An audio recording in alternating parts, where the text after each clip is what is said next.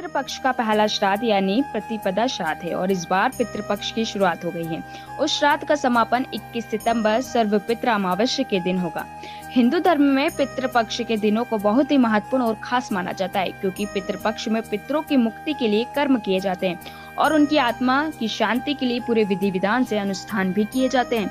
पितृपक्ष में श्राद्ध में क्या करना चाहिए और क्या नहीं करना चाहिए, आइए जानते हैं। सबसे पहले घर को साफ करके गंगा जल छिड़कें, फिर दक्षिण दिशा में मुख करके बैठें। पितरों के नाम से सूर्य देव को जल अर्पित करें या हाथ में तिल, चावल और जौ लेकर दान करें।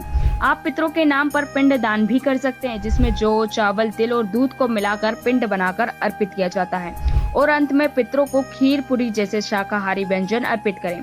एक बात और, तोरई के पत्ते में पितरों का भोजन अर्पित किया जाना शुभ माना जाता है, लेकिन प्रतिदिन स्नान के बाद दक्षिण दिशा की ओर मुख करके पितरों को जल अर्घ्य देना चाहिए और जीवन के मंगल की प्रार्थना करनी चाहिए।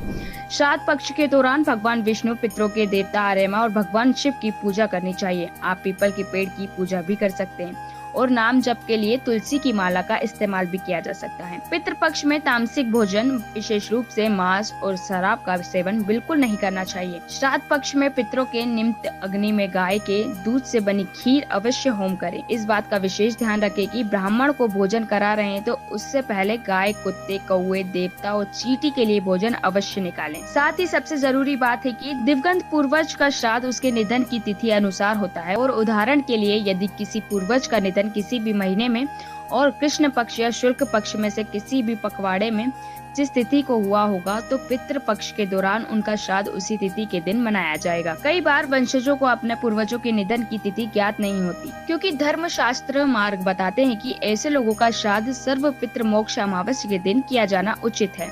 विशेष परिस्थितियों में हुए निधन वाले पूर्वजों के श्राद्ध के लिए तिथियां भी विशेष नियत की गई हैं। जैसे अविवाहित व्यक्ति का श्राद्ध पंचमी तिथि में भरणी नक्षत्र के दौरान होता है। ये इस साल 2025 में 12 सितंबर को है।